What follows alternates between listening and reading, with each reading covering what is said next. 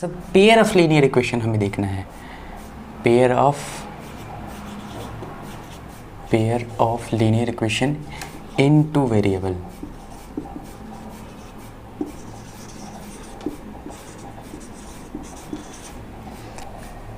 तो इसमें सबसे पहला काम है हमें ये पहचानना, जैसे हमने एक एग्जांपल के लिए ले लिया a1x plus b1y plus c1 equal to 0। ये हो गया हमारा फर्स्ट वाला लीनियर इक्वेशन। दूसरा हो गया a2x plus b2y plus c2 equal to 0। ये दूसरा इक्वेशन हो गया। तो हमारे पास दो लाइंस है, तो दो लाइंस में सिचुएशन कौन कौन सी हो सकती है। जैसे ये दो लाइंस है, तो एक सिचुएशन होगी कि ये ऐसे इंटरसेक्ट कर जाए, दूसरी सिचुएशन ये होगी कि ये दोनों पैरेलल हो जाए, और तीसरी सिचुएशन ये होगी कि ये इसके ऊपर हो जाए। इसके अलावा तीन सिचुएशन के अलावा तो कोई और सिचुएशन बनती नहीं है। तो हम लोग देखते हैं कि इसको कैसे पहचानेंगे इसके इक्वेशन से कि ये कौन से कैटेगरी की है। इसमें सबसे फर्स्ट वाला है a1/a2 is not equal to b1/b2। ये सिचुएशन होगी तो लाइंस क्या होंगी, इंटरसेक्टिंग होंगी। ये वाली इक्वेशन होगी फर्स्ट वाली a1x plus b1y plus c1 equal to 0, और ये दूसरी इक्वेशन हो गई a2x plus b2y plus c2 equal to 0। तो यहाँ पे लाइंस इंटरसेक्टिंग है और एक ही पॉइंट पे कट कर रही है, तो लाइंस क्या होंगी, लाइंस आर इंटरसेक्टिंग।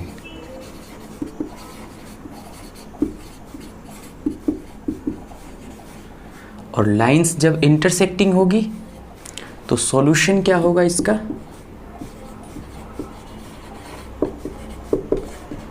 सॉल्यूशन इसका यूनिक होगा, यूनिक सॉल्यूशन। दूसरी सिचुएशन क्या है, a1/a2 इक्वल टू b1/b2 हो और नॉट इक्वल टू c1/c2 हो।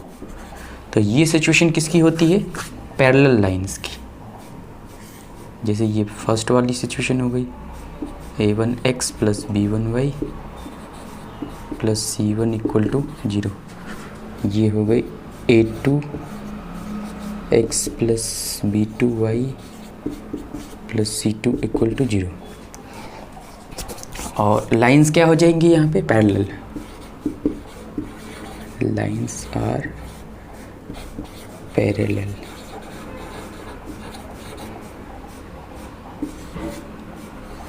और लाइंस जब पैरेलल होगी तो ये कहीं पे इंटरसेक्ट तो कर ही नहीं रही है, तो इसलिए इसका सॉल्यूशन 0 हो जाएगा, या इसको हम लोग ऐसे बोल देंगे नो सॉल्यूशन।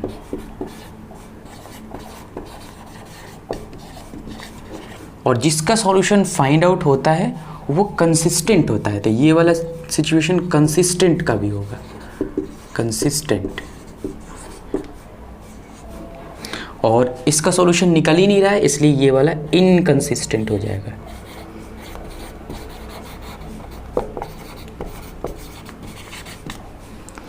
अब थर्ड सिचुएशन क्या होगी, इसमें a1/a2 equal to b1/b2 equal to c1/c2।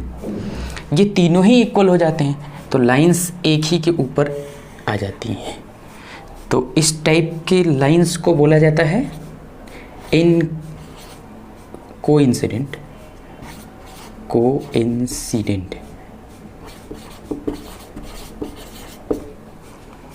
और सॉल्यूशन क्या होता है, तो इनफाइनाइट सॉल्यूशन।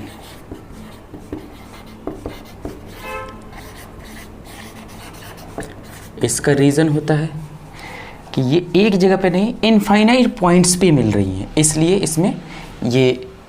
अब ये तीन कंडीशन है, तीनों कंडीशन में ट्रिक इसका क्या होगा याद रखने का, इसमें ये जो इक्वल टू है ऐसे दिख रहा है, तो इसमें इंटरसेक्टिंग हो रही है, इसमें ये ऐसे पैरेलल हो रही है, तो इसलिए पैरेलल का याद कर लिया। और थर्ड वाला जिसमें दोनों ही इक्वल हो जाते हैं, मतलब तीनों ही इक्वल हो जाते हैं, दोनों जगह पे इक्वल टू का साइन रहता है, तो वो कोइंसिडेंट वाला सिचुएशन हो जाती है। ठीक है, तो इसमें 3 सिचुएशन थी, तीनों सिचुएशन को हमने देख लिया। अब हम लोग क्वेश्चन से समझते हैं कि कोई क्वेश्चन आएगा तो किस तरीके से हमें पहचानने के लिए बोला जाएगा कि आप ये पहचान के बताएं कि कंसिस्टेंट है या इनकंसिस्टेंट है, लाइंस पैरेलल हैं या इंटरसेक्टिंग है या कोइंसिडेंट है। तो वो तो सब हम लोग एग्जाम्पल से ही देखेंगे। सबसे पहला एक एग्जाम्पल ले लेते हैं, x minus 2y equal to 0, और दूसरा हो गया 3x plus 4y equal to 20। Easy हमने एग्जाम्पल लिया है, a1 अपॉन a2, पहले फाइंड आउट करते हैं, तो 1/3 b1 अपॉन b2, ये हो जाएगा -2/4 मतलब -1/2। तो यहाँ पे हम लोग देख रहे हैं कि a1 upon a2 not equal to b1 upon b2 है। तो ये वाली सिचुएशन से हम लोग समझ गए कि यहाँ पे यूनिक सॉल्यूशन होने वाला है, यूनिक सॉल्यूशन। तो हम लोग अब इसका सॉल्यूशन हम लोग ग्राफिकल देख रहे हैं अभी। तो सॉल्यूशन यूनिक है तो हम लोग किसी भी मेथड से कर सकते हैं। तो मेथड्स, टोटल मेथड तो इसके एल्जेब्रिक 3 मेथड्स होंगे और ग्राफिकल 1 मेथड होगा। तो अभी हम लोग ग्राफिकल की बात करेंगे।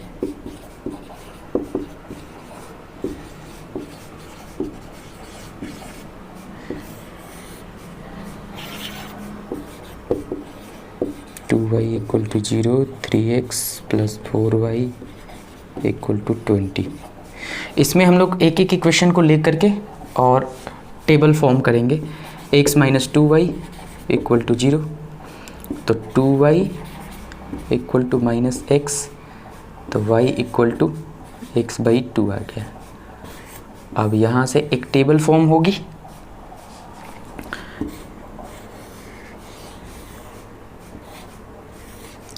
x इंडिपेंडेंट वेरिएबल होता है, y डिपेंडेंट वेरिएबल होता है।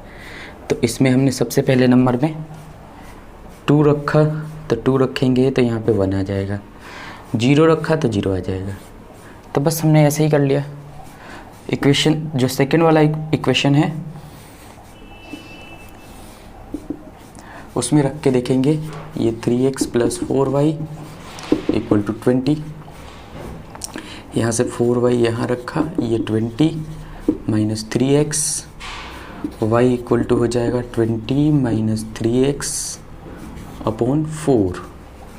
इसमें हम लोग पुट करके देखेंगे। अब टेबल फॉर्म कर लेते हैं। यहाँ पे x और y पुट करके देखेंगे। इसमें पुट कर देते हैं, पहले 0 पुट करेंगे तो इसमें 5 आ जाएगा, और इसमें 4 पुट कर देते हैं, तो 4 पुट करेंगे तो ये 12, 8 डिवाइडेड बाई 4, तो ये 2 आ जाएगा। अब इसी दोनों टेबल को एक ग्राफ में हम लोग बना देंगे। इसका मैक्सिमम पॉइंट कितना है, 5 है, तो 1 2 3 4 5। इस तरह से माइनस वाले में भी ऊपर प्लस वाला 1 2 3 4 5, नीचे में -1 -2 -3 -4 -5, इधर -1 -2 -3 -4 और -5। सबसे पहला वाला, ये पहले वाले इक्वेशन के बारे में देखते हैं। तो 2 और 1, तो x में 2 और y में 1, तो ये वाला पॉइंट हो गया। और 0 0, तो यही हो गया। ये तो ओरिजिन की ही बात कर रहा है। तो ये हमने स्ट्रेट लाइन का इक्वेशन ड्रॉ कर दिया। अब हम लोग सेकंड वाले की बात करेंगे। इसमें 0 और 5, तो 0 मतलब x में 0 और इसमें 5, ये रहा पॉइंट। दूसरा 4 और 2, ये तो यही पॉइंट हो गया। ठीक है, कोई बात नहीं, ये यहाँ पे कट हो जाएगा। तो इसका सॉल्यूशन क्या हो जाएगा, यही वाला पॉइंट।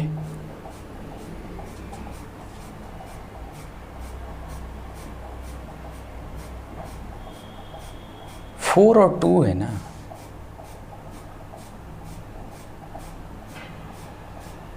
फोर यहाँ पे है और 2 यहाँ पे, ये वाला पॉइंट होगा। तो यहाँ पे ये इसका आंसर हो जाएगा 4 और इधर से हो जाएगा 2, मतलब x की वैल्यू हो जाएगी 4 और y की वैल्यू हो जाएगी 2। तो यहाँ से ये वाला आंसर निकल गया। तो ये ग्राफिकल सॉल्यूशन होता है। इसमें हमने पहले ही चेक कर लिया था कि कैसा सॉल्यूशन होने वाला है। ठीक है, लाइंस कैसी होने वाली है, इंटरसेक्टिंग, तो इंटरसेक्टिंग लाइन भी आ गई हमारी। अब इसके बाद हम लोग इसका एल्जेब्रिक मेथड देखेंगे कि एल्जेब्रिक मेथड कौन कौन से होते हैं। ग्राफिकल सॉल्यूशन के एक क्वेश्चन तो फिक्स होता है कि आएगा ही आएगा। ऐसे और भी क्वेश्चंस आते हैं, ऐसा नहीं है, एल्जेब्रिक मेथड से भी आते हैं।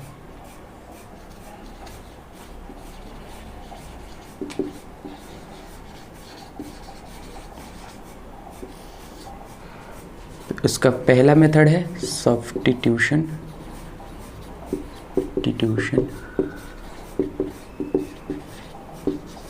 मेथड। दूसरा है एलिमिनेशन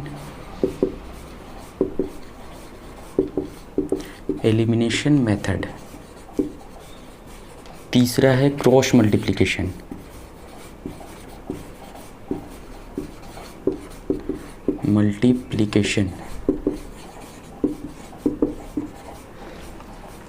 सबसे पहले फर्स्ट वाला मेथड देखते हैं, सब्स्टिट्यूशन।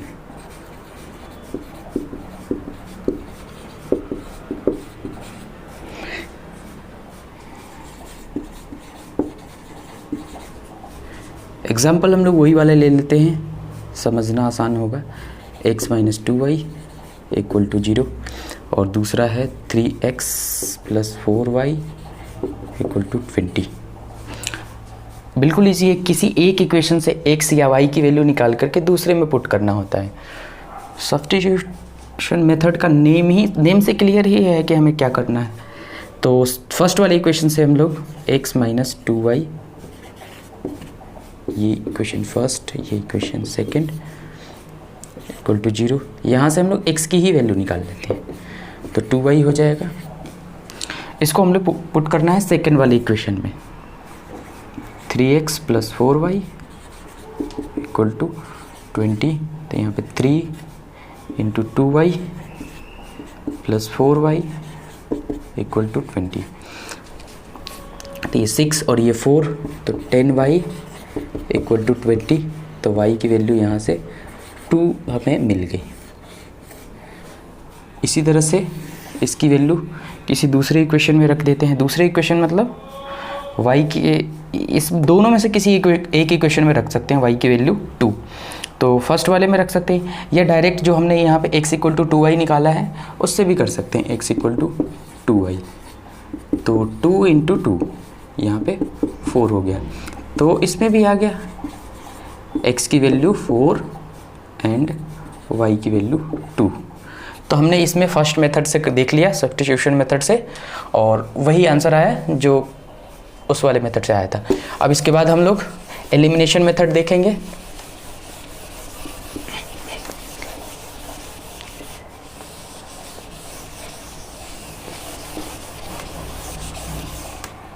एलिमिनेशन मेथड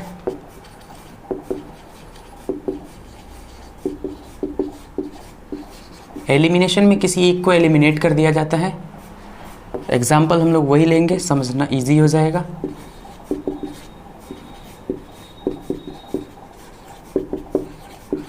जैसे मैंने क्या किया, इसमें x को या y को किसी एक को एलिमिनेट कर सकते हैं। तो मैंने इसमें क्या किया, इसके कोफिशिएंट को इक्वल ये सबसे पहले नंबर में, तभी एलिमिनेट हो पाएगा। तो देख रहे हैं कि यहाँ पे y का कोफिशिएंट क्या है, +4 है, तो इसमें मल्टीप्लाई कर देते हैं, इस इक्वेशन में ही मल्टीप्लाई कर देते हैं 2 से। तो ये वाला हो जाएगा 2x - 4y = 0, और ये हो जाएगा, ये तो एज इट इज ही रहेगा। अब जैसे ही इसको ऐड करेंगे तो ये वाला कट हो जाएगा, ये 5x 20, x = 20/5, तो यहाँ से ये 4 हमें मिल गया। अब इस तरह से हमें जब यहाँ पे y के कोफिशिएंट को इक्वल करा था, तो अब हम लोग x के कोफिशिएंट को इक्वल करेंगे। तो उसके लिए हम लोग इक्वेशन लिखते हैं, x - 2y = 0। ये इक्वेशन फर्स्ट था, 3x + 4y = 20, ये इक्वेशन सेकंड था। तो इसमें मल्टीप्लाई करना होगा हमें 3 से, तो ये 3x - 2y 6y = 0, ये, और ये तो एज इट इज ही रहने वाला है, +4y = 20। माइनस कर देते हैं, साइन चेंज, इससे ये कट हो जाएगा, और ये -10y - 20 y = फाइंड आउट करेंगे तो यहाँ से 2 आ जाएगा। y की भी वैल्यू आ गई 2, और x की वैल्यू तो 4 आ गई थी। ठीक है, तो इसके बाद हम लोग लास्ट वाला मेथड देखते हैं, क्रॉस मल्टीप्लिकेशन। इजी है, सभी के सभी इजी हैं, कोई टफ नहीं है। जो वर्ड प्रॉब्लम वाले होते हैं उसमें पहले हमें इक्वेशन फॉर्म करना होता है और उसके बाद उसको सॉल्व करते हैं। तो क्रॉस मल्टीप्लिकेशन,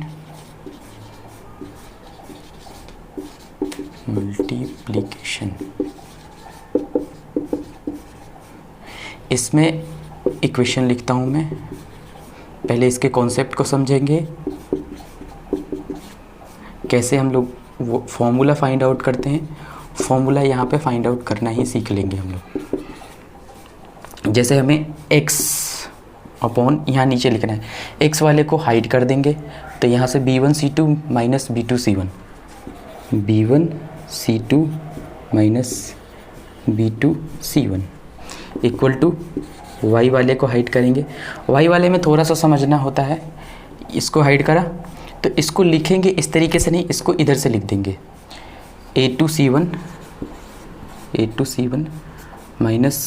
- a1c2, और ये कांस्टेंट टर्म वाले को हाइड करेंगे, यहाँ से a1b2 - a2b1, a1b2 - a2b1। अब हमें x की वैल्यू निकालनी है, तो इन दोनों को इक्वेट कर देते हैं, x upon b1c2 - b2c1 equal to 1 upon a1b2 - a2b1। अब इसको या तो क्रॉस मल्टीप्लिकेशन कर देते हैं, x की वैल्यू फाइंड आउट करनी है तो, नहीं तो इसको यहाँ पे एज इट इज़ भेज देते हैं।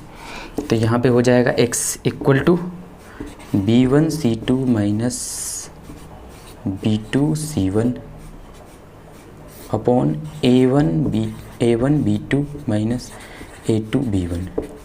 अब ये यहाँ पे x की वैल्यू हो गई, यहाँ पे डायरेक्ट आंसर आ जाएगा। ऐसे y की वैल्यू फाइंड आउट करने के लिए y upon a2c1 - a1c2 equal to 1 upon a1b2 - a2b1। तो y इक्वल टू हो जाएगा a2c1 - a1c2 upon a1b2 - a2b1। यहाँ पे ये y की वैल्यू होगी। अब हम लोग एग्जांपल देखते हैं इसी पे। इसमें हमने क्या किया, पहले फॉर्मूला को यहाँ पे डिराइव कर लिया। अब इसके बाद फॉर्मूला को मैं नहीं मिटाऊंगा, जो फाइनल फॉर्मूला है इसी को लिख करके हम लोग x की वैल्यू फाइंड आउट कर लेते हैं। क्वेश्चन वही वाला लेते हैं, 2y = 0, 3x + 4y = 20। तो x की वैल्यू डायरेक्ट यहाँ से B1 C2 minus B1 B2 C1 upon A1 B2 minus A2 B1। Formula वही है, बस इसमें पुट करेंगे तो डायरेक्ट आंसर आएगा। जैसे B1 और C2, तो B1 ये -2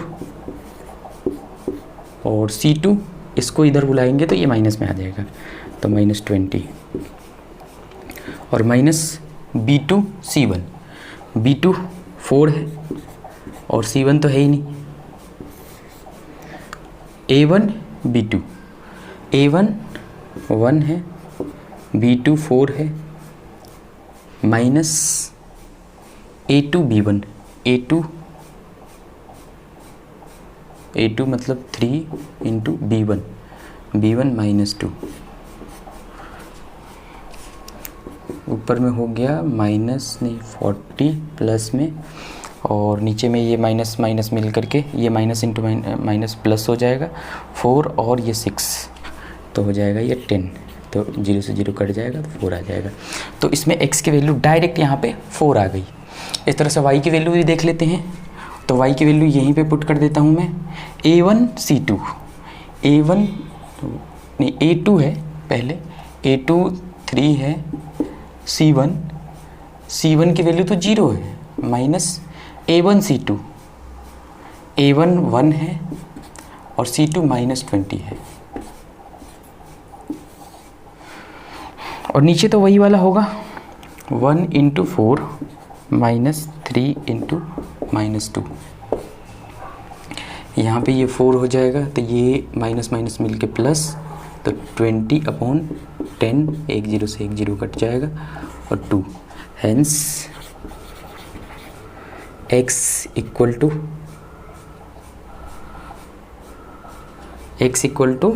4 है एंड y इक्वल टू 2 है।